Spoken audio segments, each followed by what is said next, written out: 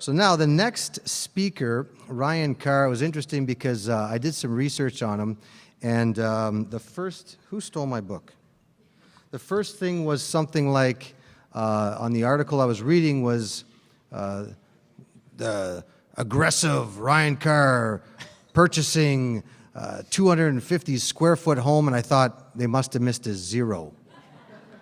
250 square feet, that's our walk-in washroom, right? Then I asked him, I said, how's that work? And I still don't get it. So I was pretty pumped about hearing what that's all about. So Ryan Carr is a full-time real estate investor from the Durham region. He specializes in unconventional real estate purchases, new construction concepts, flipping and coaching other to do the same. So he's a real estate coach as well as someone that's in the trenches doing it. I look forward to hearing this, Ryan. Come on up.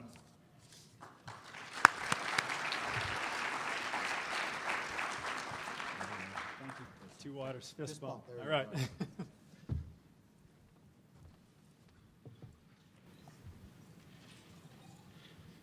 Is this the remote here? Yeah. Okay. All right, what's up, you guys? Whoa. What's up, you guys? I'm Ryan Carr. Thanks so much for having me out. This is my second time that I've ever been to Ottawa, first time ever speaking at a convention such as this. Big round of applause for all of you guys today, as well as Mary Ann Gillespie. That was fantastic. Big round of applause for her. So what we're going to talk about today, we're going to talk about creative strategies for coach houses and tiny houses. Now, I'd like to think of myself as a technical investor. He had mentioned that, or AJ had mentioned that I'm from the Durham region, which is where I typically like to invest. So the projects that we're talking about are going to come directly from that playbook. In saying that, this is my disclaimer. Because it is a technical presentation, I am not a realtor, I am not a mortgage broker, I'm not a lawyer, I'm not an accountant. I always ask you guys to go get some professional advice before you go out of the trenches and get crazy with anything that I talk about today. Now, that being said, I do only speak about the things that I have done. This is very important to me. Theory is fantastic, but we actually have to take action, and we have to use the knowledge that we learn and go and apply it somewhere. Very important for you guys as well. Keep that in mind. Always consult professional advice. All right? Topics of discussion for today. So some quick housekeeping. We're going to talk about the coach house for about 15 to 20 minutes. We'll kick it off with that. This is a project that I've done, again, in Durham region. Really cool project, kind of came about by accident with the flip that kind of went sideways on us for a little while. After that, we're going to talk about the tiny house build. So like AJ had mentioned, the tiny house is a 253 square foot project that we took on. It came about by way of an MLS listing, which was kind of cool. I typically buy half private, half on the MLS, and I always sell on the MLS because we like to support our realtors. So this one, we're going to go through the technical side of the severance, and then I want to leave you guys with a little bit of Q&A at the end. Really important for me to make sure that you get as much value from the presentation as possible. Hopefully you guys have some questions. All right? Okay, one slide about me. The rest of the slides are about you guys. So who is Ryan Carr? Most of the people in this room I've actually never met before, so this is super cool. I started investing in 2012 in the Durham region. I am from a small town called Bowmanville, which is just outside of Toronto. I was a mechanic prior to 2012. I was fixing cars. I was building armored vehicles. None of these things have anything to do with real estate. So I went to college. I got licensed. I got my ticket. I did all these things. And then I realized, you know what? This isn't really for me. So while I was building these armored vehicles, I was flipping houses in my spare time. Okay, this was like a hobby for me. It was kind of cool. It was kind of fun. We were doing some basement apartments. We were doing some flips. Like, it was cool. It was exciting, right? It took me out of my 9-to-5 and gave me a little bit more purpose. That was really cool, up until the point that I got laid off from my full-time job. So like a lot of people that are getting into real estate and they think it's fun, but they can't make the switch to being a full-time investor, I got thrown into the gauntlet. It was like, bye-bye, out you go, no more mechanic, you got to make something of your life. So during that time, while I was flipping on the side, I'm like, okay, real estate's really the only other thing that I was good at. We made a few bucks at doing that. How about we go in and do some more work that way? So that's where I ended up. Today, I now have full-time staff. We've got construction crews. I've got an assistant. Her name is Melissa. She's been fantastic for me. We're getting into flips, multifamily, new development, all of these wonderful things. And over and above that, we're getting into coach houses and tiny houses. So something else that I want to drive home, and I got it up here on the slides, I am a firm believer in good deals are found, great deals are created. And as much as we were talking about tiny houses and coach houses and real estate and stuff like that today, this applies to your business life wherever you go, but in specific to real estate, anybody can go out and buy a good deal, right? The mechanics of what I want to talk about today are not just specific to these projects, but they're specific to real estate in general, because you got to go out, you got to dig, you got to find these deals, you got to create value, you need to manufacture value in order to really succeed, all right? Okay, so we're going to branch into the coach house. So for the first part, what is a coach house and why? This is like the dictionary.com vanilla description of what a coach house is. A small building, usually part of an estate, adjacent to a main house, typically used for housing equestrian, tack, and carriages. Okay, so you see on TV, you got these really cool homes. They got like this little guest house in the back. For anybody that's seen Fresh Prince of Bel-Air, right, the pool house in the back that Will and Carlton lived in, you know? That was pretty cool. Other common names for a coach house, carriage house, granny flat, you know, even a tiny home in some capacity. Like, there's a ton of different concepts here. Accessory dwelling suite. Like, you can call them anything you want. You guys are very fortunate in Ottawa that you can actually build these as of right in a lot of places throughout town, which is super cool. I invest in a town called Oshawa, which is in Durham region, and we actually cannot build these as of right. So we're going to talk about some of the challenges that I had to go through and some of the challenges that you guys will face if you're looking to build one of these in a market that doesn't permit that. Okay? Something really cool about coach house living, accessory dwelling suites, things like that. Sound transfer, smell transfer, above grade living. Okay? For anybody that's into property management, we've got the property management folks at the back. Sound and smell are the two biggest things with property management that make tenants turn over. Like you got like one guy upstairs, he likes to cook fish. You got the other guy downstairs, he's working nights in a factory or something. Like, sound and smell are always the biggest challenge, right? And if we can make our tenants happier to live in the home that they're already in, if that's a coach house, they're not going to leave. They're going to pay better rent because they're living above grade. They're going to stick around longer. You're going to have a better tenant relationship. You're not going to have the issues with that person, right? There's a lot of really good benefits to doing coach house style living. Now, where are coach houses permitted? So every time I give this speech, I always add like an extra city or two cities as I meet people in the crowd.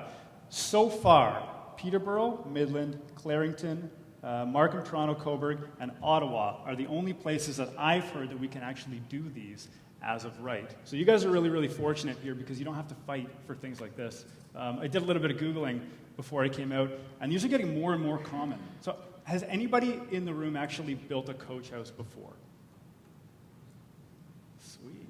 All right. I could say anything today, and you guys will go. Okay, so really, really good opportunities for coach houses for anybody that is looking to do one. That's super cool. For anybody that can't do one, or you'd get a little bit of pushback from the city, right? Minor variance request is probably going to be your best opportunity to start with. Has anybody here ever applied for a minor variance for anything? Yeah? Okay, wicked. So minor variance, also known as the Committee of Adjustments. Nick, like, we know you've applied for like 1,000. So also known as the Committee of Adjustments. You're basically going to your municipal officials, whoever that may be, and you're requesting permission for something that's not typically granted within the bylaw.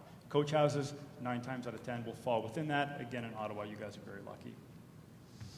This is one that I pulled in a town called Cornell. This is in Markham. I just grabbed this off Kijiji.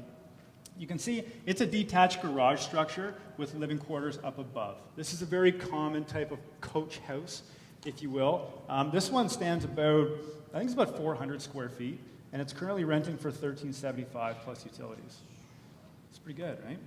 For like literally dead space in this guy's backyard, he's got a 2-car slip with some living quarters up above. He's making $1,400, right? Really, really good opportunity.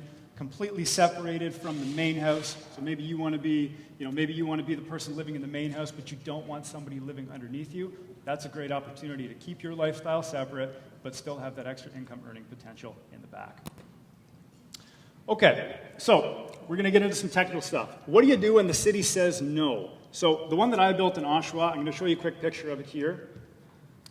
This one's interesting because we've got a detached building on the left-hand side, we've got the existing house on the right-hand side, and we've got the connecting link in between. Now the connecting link is what made this project work, okay? The city of Oshawa would not let me do anything related to minor variance or rezoning to get a coach house permitted, but I wanted to do it anyways, and this is how I did it. So when the city says no, generally speaking, I will attach the coach house to the existing house, but just barely. Why do we do that? Okay, there's no DCs payable when we do something like an addition. When we add a basement apartment, for example, typically there's no DCs payable. For Ottawa, is there any development charges payable on anything other than new construction? Anybody? Anybody? Do you have to pay DCs on basement apartments, for example? No? Okay, cool. So that's really good. So when we're doing an addition, it falls under conventional zoning. Okay? When we fall under conventional zoning, because the people that work at these different government agencies that review your permits, like the building department, the zoning department, planning, right? They need to tick off their check boxes because they don't think like investors. So we have to make it easy for them to think like government officials, right? And they're great because they help us get what we want, but we need to make it easy for them. We need to do all the creative thinking ourselves. Okay? No DCs payable when we do something like this. Really important. Falls under conventional zoning as an addition. Okay, and when I'm doing the connection, and I'm going to show you guys an aerial view here in a sec on how the site plan looks, when we do the shortest possible common wall connection, I typically try to do it within a 3 to 4 foot wide wall range, and I'll show you exactly what I mean here. There's the two buildings, and this is the actual overhead of how we built the project. Okay, so we've got the existing structure on the right-hand side. Now, this home was here. This was the property that I purchased. I intended to do a flip with it. The challenge with that wasn't with my numbers or my math or my renovations. It was with the neighboring property. So I'll tell you a bit about the flip. As we were going through, I bought the property. We're doing the renovations. We're doing all the decorating. Everything was going great, but not everything was going to plan across the street. So there was an old factory that was across the street. Sat as a green field for years. I thought, great, nice looking pasture. What could possibly go wrong?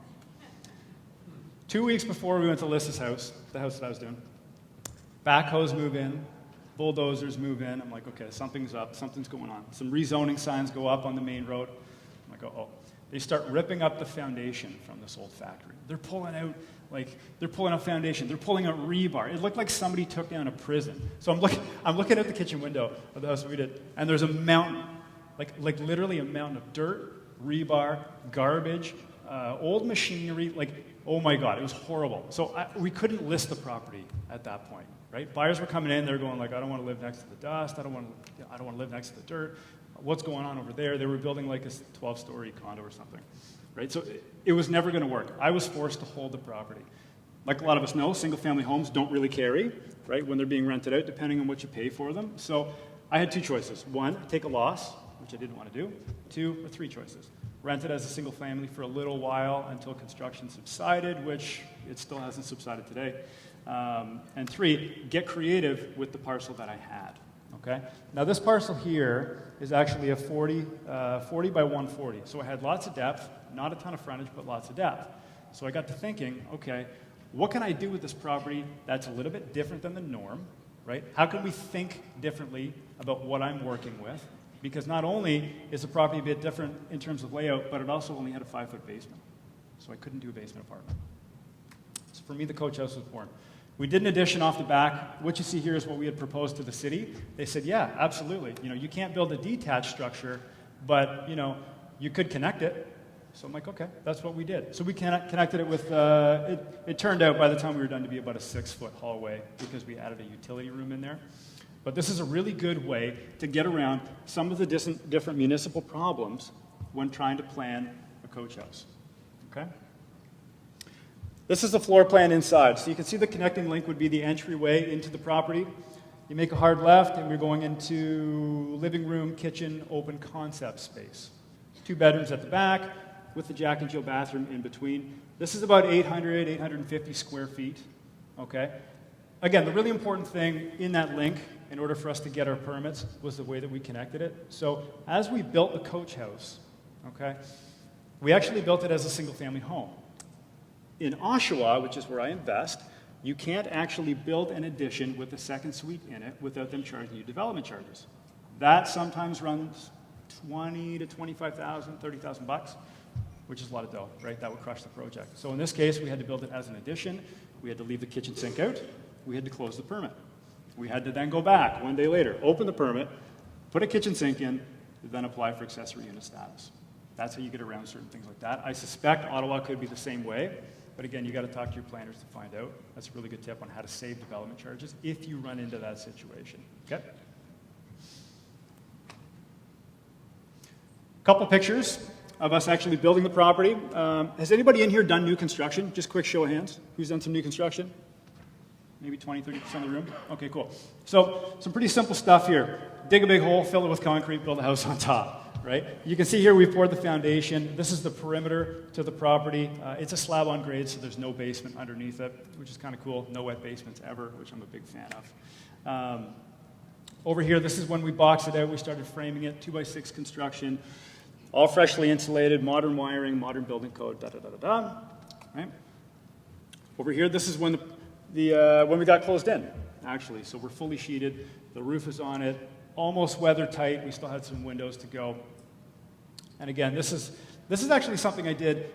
We do some coaching and mentoring, and we did a coaching session in the house when the project was actually completed. So we did this like red carpet event. We did like cheese and wine and stuff. But I want to show you guys the finishes that I typically go to when we're doing a project like this, because something really important to drive home is that when you're building new, you've got the opportunity to go with nicer finishes without a huge extra cost, okay? The cost to put nice looking siding, like on the left side, you'll see we did like a vertical, like a dark khaki color board and batten. That turned out really, really well, and it complemented the existing house. We could have gone with like a really discount, like kind of like a shitty bargain product on the side of this building, but the cost to install that product is the same as putting up something that's nice and color coordinated, right?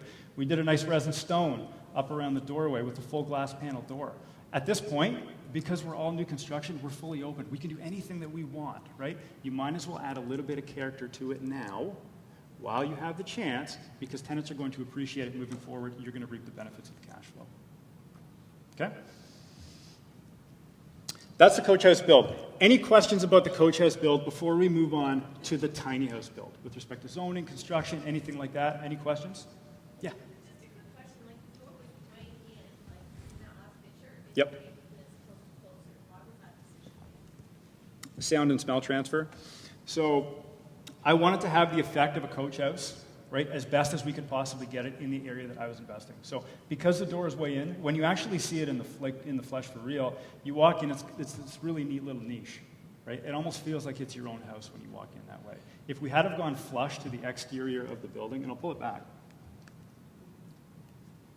There, that picture. If we had have gone flush to the exterior of the building, that would have allowed more opportunity for sound to transfer into the next unit. I didn't want that. I wanted as much barrier as possible so that we kept everything completely separate. Okay, and in saying that, we do 2 furnaces, 2 water meters, 2 hydro meters. Everything is completely on its own. No, I'm in distance back. It's not how wide it is and how far back. Yeah. That was for visuals and for curb appeal as you walk into the property. Okay? Anything else? Did you sell it when you sold it? I presume you did. I kept it. Oh, you kept it? I kept it, yeah. The corollary to the question was, did the new owner move into the back or the front? I kept it, so I'm not sure. The rents are fantastic. What I can tell you about the financials is the rents are really, really good. So that property previously rented for $1,550 in the front, $1,500 in the front. No, $1,550 in the front. With no accessory unit in the back. If we had have done a basement apartment, because it was a smaller footprint, I think we would have got like $800 or $900, which didn't really justify the cost of construction. For something like this, now that we've added the coach house in the back unit, we're getting $1,500 in the front, $1,550 in the front, $1,500 in the back. So now the property makes about $3,100 a month, as opposed to $2,500. Actually, something else is really cool. We were able to do all the construction while the front half of the house was rented. So we never had any vacancy. So all we had to do was go and put somebody in the back when we were done. Cool? All right. For the sake of time, Razna, hold that thought. We'll do it at the end. Okay, sure. Okay? That's good. What I'll do, I'll throw my phone number up at the end. If you guys have any questions about this stuff, you can send me a quick text. I'm happy to help. Okay?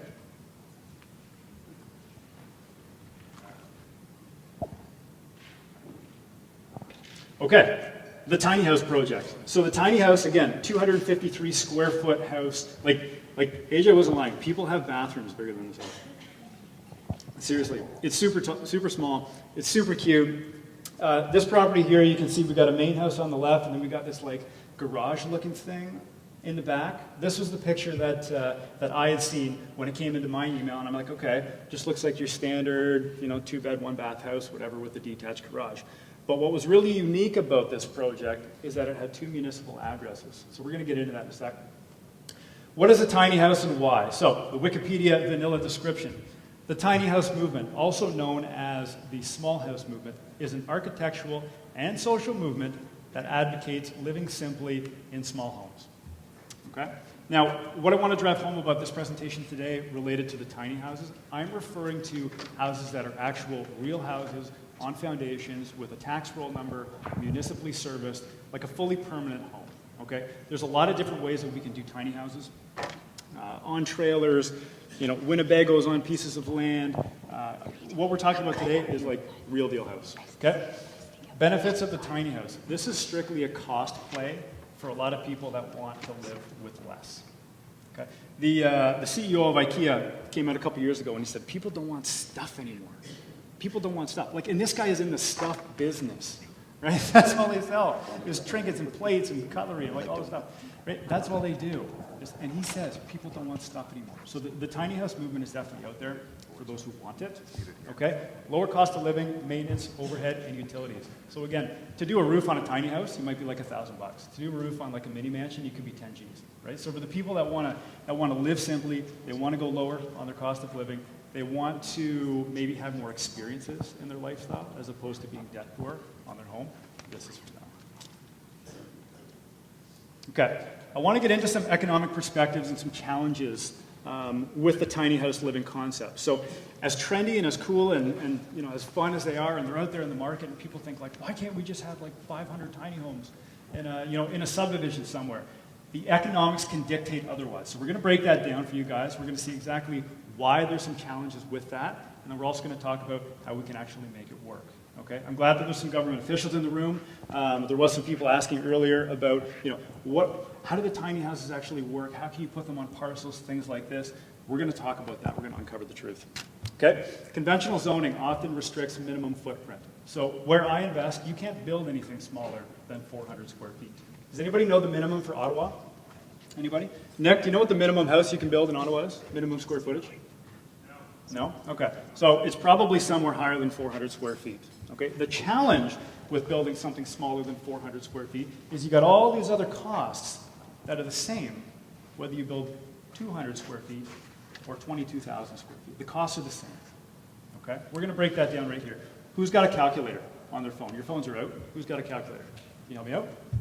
Okay. We're going to talk about utility service and costs. Pull out the calculator app, one of my favorite apps. Okay, utility service and cost. For a single family home, you could be somewhere in the range of 15 to 20,000 bucks. So let's say 20,000. The land cost. Who knows what a piece of vacant land is worth in Ottawa? We'll say like in a bedroom community on the outlying outskirts, if you can get it. A couple hundred G's?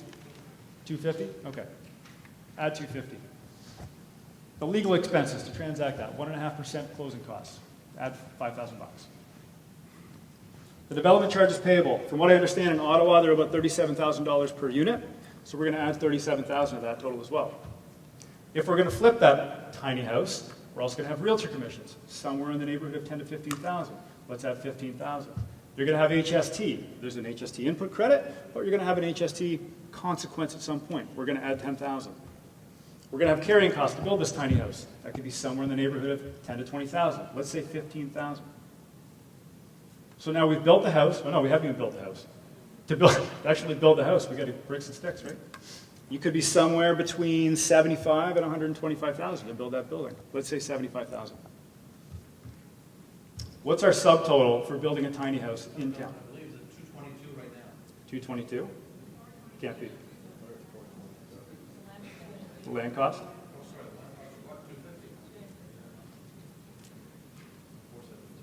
$472,000 to build a tiny house. Who's going to live in 300 square feet for like 500 Gs? Nobody, right?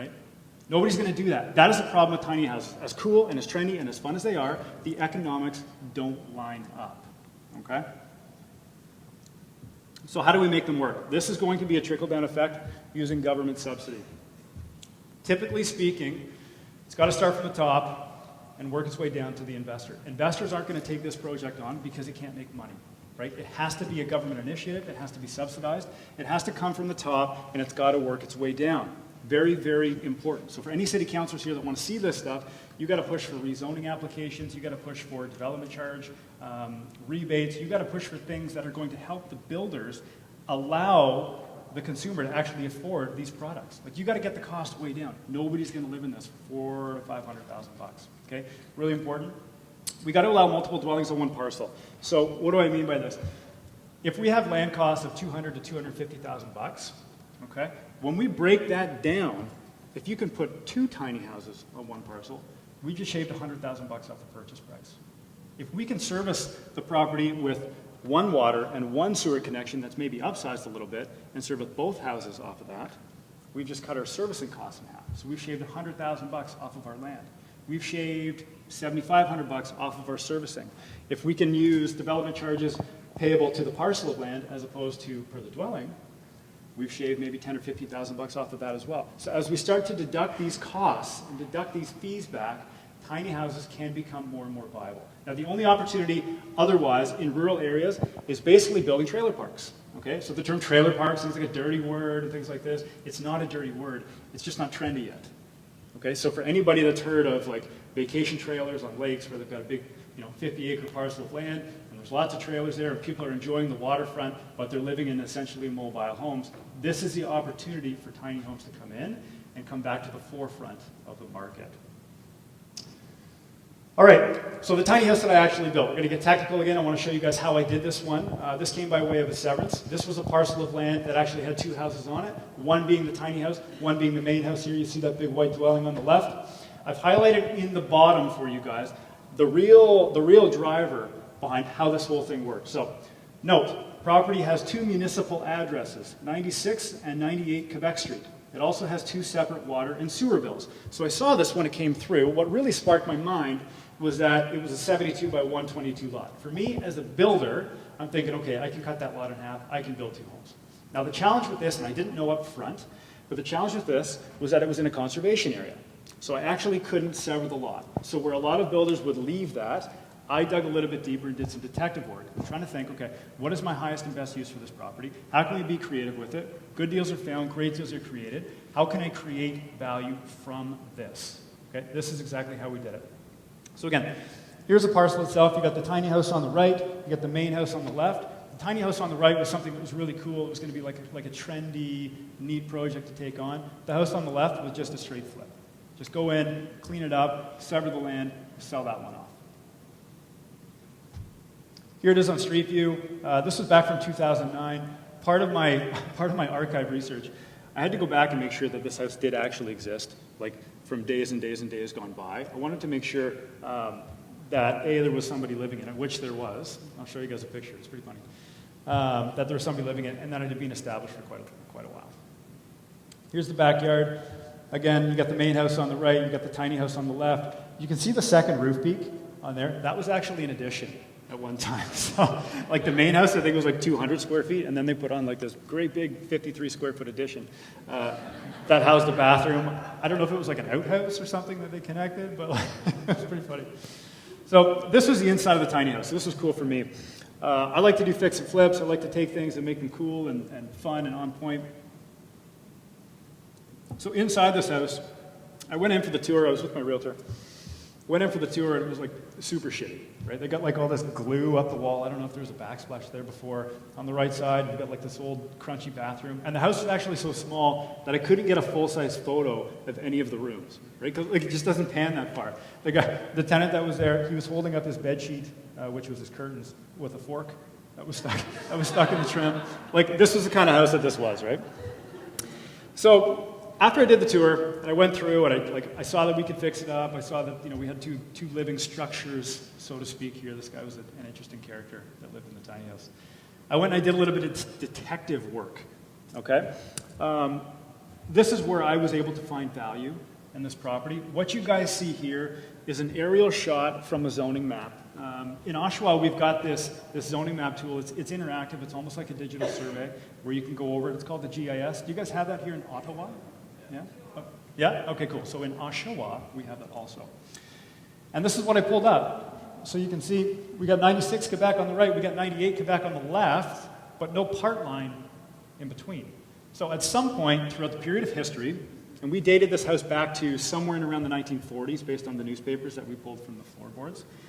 Somewhere along the road, somebody had owned both parcels. They converted it, they did something with the property, titles had merged, they probably bought them in their own, like bought them in the same name, so they merged together, right? The part line had disappeared, so I'm like, oh geez, what am I gonna do? I can't sever, I can't put the part line back as of request because we're in municipal, like, it's called CLOCA, it's a Conservation Area Authority. We're in here, they won't give anything to us, they won't allow any part lines to be removed or put back, or, like, we can't do anything, I'm landlocked. What am I gonna do? So I did a little bit more digging. I went down to the land registry office, okay? You guys will have a land registry office here, they're province-wide. I was looking up, what you see here is a plan of subdivision, okay? I was looking up, what was this before versus what is it now? Okay, so you can see in the yellow, that was one of the original parcels. It was lot 14. In the orange, that was also an original parcel. That was lot 13. So I'm like, okay, something's changed, something's happened over the years. I got to go into this one more layer. And I did. I took it to my lawyer and I said, what do you see with this parcel that I don't see? Right? Help me out. Let's find the opportunity. This is a really cool project. I want to take it on. Other people are saying, no, we don't want to touch it. I'm not interested. And he says, okay, well, let's check out title. So we checked out title, and the way that title was written was such that we could actually put the part line back between these two lots as of right on closing day. And that's exactly what we did. When I bought the property, I took title in two separate corporations. Anybody ever bought a parcel of land adjacent to another parcel of land and had titles merged or had to be concerned about that? Yeah, a couple guys? Okay, so something really important. If you buy, I'm Ryan Carr, if I bought this parcel in Ryan Carr's name and I bought that parcel in Ryan Carr's name, those titles would merge, right? Big time challenge. So write that down, you gotta put it in two separate parcels to make sure that doesn't happen. So on closing day, that's exactly what I did. We took title in two separate parcels. I now had one main house on the left side, and I had a tiny house that was fully serviced, ready to go, development charges paid, standalone home on its own piece of land. 253 square feet of beauty.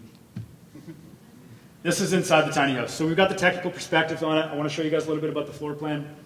Okay, inside the tiny house, we walk in on the right-hand side. We got the living bedroom area. On the bottom, we added some bay windows. We had to add some natural light, add some space, make it function again, right? Because the trend on tiny houses, like you have to have all these unique space-saving like gizmos and stuff like that. The bay window doubles as a seat because there's really nowhere to sit, right? You got your bed in there. You got to have it like a futon or something, right? That's where they're going to be. We built some cool TV niches and stuff like that. We got the kitchen in the center of the building. Okay, we've done some really cool things in there. We got wall-mounted heaters because there's no furnace per se. There's no room for a furnace, so everything is in the wall, right? Wall-mounted heater, wall-mounted AC. We've got ladders that service a loft up top that kind of slide across like Willy Wonka, right? They're pretty cool. And then up top in the back, we got the existing bathroom where the addition was built. Okay, this bathroom is there. We did have to go in and add laundry. Something really cool about the laundry, right? Because we are going to sell this house. Buyer's going to want to have laundry. That's important. We didn't have space for a full set of stackables. So I called around, and I found a washer dryer that was an all-in-one unit. It's this little cube, right? It'll run the wash load. It'll spit the wash load water out, and then it'll flip over to a dry cycle. But the unique thing about this is that it's ventless. So I think they may use them in RVs. I think they may use them in other applications, but it actually dehumidifies the water in the drum and pumps it out the drain, right? No heat. Really cool. Energy savings. Everything's all LED, stuff like that. Okay, this is the front elevation of the property. You can see the loft space up top. That was really cool. The property always had a loft, but it was completely underutilized. So again, we got to open it up. We got to make it trendy. We got to make it cool. We got to make it function for a buyer. They needed a little bit more space up top. We had to give it to them in that respect. This is what the tiny house looks like now. So you remember the old white, kind of crunchy-looking siding? Again, we used a nice resin stone on the facade of this building. All new deck on the right-hand side. A little bit of landscaping throughout the front. right? We had to go for a minor variance request on this for parking. The interesting thing about this particular property is that even though the structure was always here, like forever and a day, I still had to make some minor variance requests for certain things, lot lines and blah, blah, blah, right? We were very fortunate. They did grant it to us, but it was a struggle to get through it because of the Conservation Authority, right? So that's what we look like today. We had the city council come out. That's the mayor there in the middle. That's some city councilors on the right. They presented me with this plaque, right? That was kind of cool, saying like Oshawa's tiniest home. And to the best of, obviously, right? To the best of my knowledge, this will be the smallest house to ever hit the MLS. Ever. So we're pretty excited because we don't know exactly what it's going to sell for yet. But when it does, keep you guys in the loop. This is a picture of the inside. So again, we got the mayor and the mayor's assistant there. That's one of my mentor students in the back. The loft up top, again, all LED lighting. We've got some cool pipe fitting decor. Top right, open concept shelving. You know, some shaker style cabinets, like just real basic finishes, but nice and bright. We keep it white, keep it open, all open concept stuff. Again, on the bottom right side, we've got 24-inch appliances. Anybody ever seen a 24-inch stove? It's like an easy bake oven. It's so small. 24-inch stove, 24-inch fridge, barn door, right? We don't have any room to swing a door. It has to slide, things like that. So super cool project. Really, really excited to be doing it. And again, we'll keep you guys in the loop when it sells, because I'm pretty curious myself. I want to branch into some Q&A now. For anybody that has questions about the tiny house or the coach house project. Tony, how are we for time? 8 minutes? 8 minutes. Okay, so we'll take a few questions. My phone number's on the bottom. If anybody has any questions about any of the things we're doing, send me a quick text. Happy to help out. And thank you guys so much for having me. Anybody have questions? Awesome. All right. I'm going to run around the room with the microphone. Here we go. Question number 1. All right. Would you mind discussing the costs at all? Yeah, absolutely. On which? Both of them, actually. On both? Sure. Thanks. So for the consumer to build a coach house, that was about 850 square feet. I think they would realistically be in the 150 to 200 range to put up that building. There's a lot of other things that need to be factored into. It's not just the cost of the structure. It's the landscaping and the parking and the permits and the HST consequence and things like this. But that's pretty much where you're going to fall. Typical timeline for something like that, you could expect a couple months of planning, some bouncing of permits back and forth, and then maybe, we'll say 6 months to get the structure up and built and move it ready. Okay. On the tiny house, it was more of a retrofit. So for us to put that lot back the way that we wanted it, wasn't overly expensive. I think it was like $3,000-4,000. The renovation on that one, I think we were like $40,000 on it because again, it was like we had to do a lot of work because it was really crunchy. But like, you know, the structure was already there, which is why we were allowed to have it grandfathered in. So we're maybe something like that. But the cool thing about that was that, like, I paid $350 for the main structure, which we saw in the MLS agreement. Consequently, I turned around and I sold that main house for $350,000 6 months later after we flipped it. So I basically ended up with a building lot with a tiny house on it for free. Okay, does that help? Cool. Got one back here? Yep. Hey, great job, Ryan. Thanks, man. Do you see an opportunity for factory-built coach houses, sort of for that first option, where you're connecting it to the main house? Do you think that could be a financially viable option? Factory build like prefab? Yeah, prefab, but done in the same manner that you've done with the coach house, which is the connection. Connecting it? Yeah. Yeah, which is essentially to get around the loophole of a coach house, right? I do. So, I mean, like, at the end of the day, whether you build the structure on site or you have it shipped in, like somebody else is talking about shipping container homes later on today, which is super cool. Whether you bring it in or you build it on site, the opportunity is still there. So that's more a matter of zoning as opposed to construction. Yes, I think you could absolutely do that. As long as you link the foundations, you're probably in good shape. Does that help? Anybody else? Cool. Oh, Yeah. hold on, Christian. That's like the voice of God back there. 1 minute. So now Tony is the voice of God. That scares me a little bit. But I was just going to add, in the Ottawa area, more out towards Carleton Place, there is a company that does build tiny homes. Like they do them in the factory and then they just deliver them. Awesome. right? So makes it even easier for people in Ottawa who want to be able to do that. That's really cool. Yeah, that's cool. Now, for that company, are they plopping them on their own lots, or are they more of a coach house build where you've got an existing parcel? You have to have the parcel of land, Okay. right? So in Ottawa, you can typically add, as you mentioned, you can add a coach house on a single-family lot. So what these guys are doing is they're building the tiny home itself, and then they can deliver it and literally just get it installed on the property. That's So awesome. There's some wicked opportunities with respect to floating in a small house. Like it's the size of a shed. At the end of the, like they're small, right? Just plop it in your backyard, dig the hole, dig the foundation, service it. You probably have to connect the services to the existing dwelling in order to make sure that it's not considered its own lot, right? To get the permits for that. But like the opportunities are there, and especially for people who are in the baby boomer generation, maybe you want to have a caregiver suite. Or you've got kids that are going away to college and you want something for when they come back so they don't impact your lifestyle. Or you know what I mean? Maybe you just want like that accessory unit to subsidize some of your costs of living because you like to travel and you want to have somebody at the property to look after snowplow. Like there's so many opportunities out there for coach house living, tiny house living, prefab stuff like that. I mean, I think it's fantastic, for sure. Okay, we got another question back here. Yep. I know Ottawa had a proposed micro condo complex, and there was some real concerns and issues around financing for a certain amount of square footage. Yes. Is that something that could potentially be a hindrance to tiny houses? 100%. So for the tiny houses that are permanent structures, with respect to square footage, I think it's a little bit less invasive than we think with single-family homes. I contacted CIBC, and they didn't have a minimum square footage requirement. So financing is out there, but yeah, like when you get into super small condos and stuff, some lenders say like, you know what, I don't want to do that. There's not enough leverage, I guess, to collect on if it's so small. I'm not sure what their reasoning is, but yeah, there's some lenders out there that won't touch them, and there's some that take it on like anything else, as long as it appraises. Oh, got one more. Time for one more, AJ? All right, last one. Okay.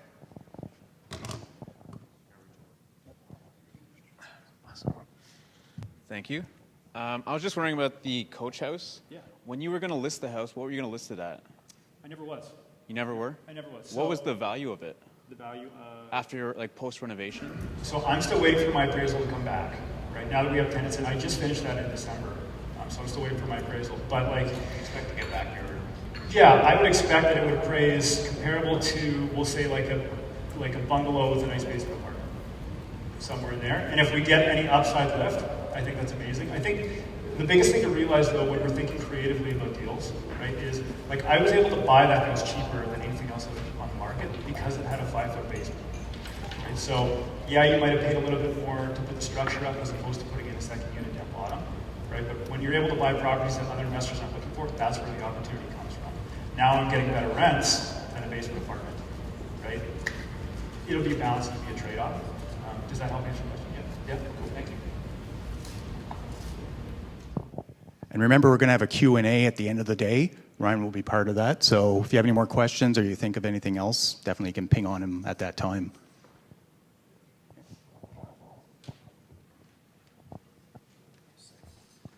It's always funny. Is this working? Hello.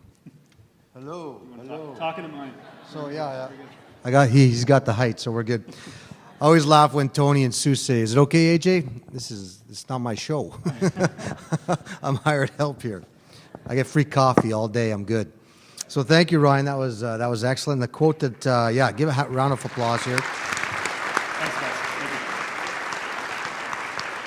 Thank you. And if you're not taking notes, if you don't have a notepad, Tony and Sue have notepads. I know we have a bunch of notepads here. Write it on your napkins. Great quote from Ryan. Good deals are found. Great deals are created. I thought that alone, I'm going to go home with something very valuable. So on behalf of Tony and Sue, we'd like to give you this. It's a gift card for a tiny home. And thank you very much. That was excellent.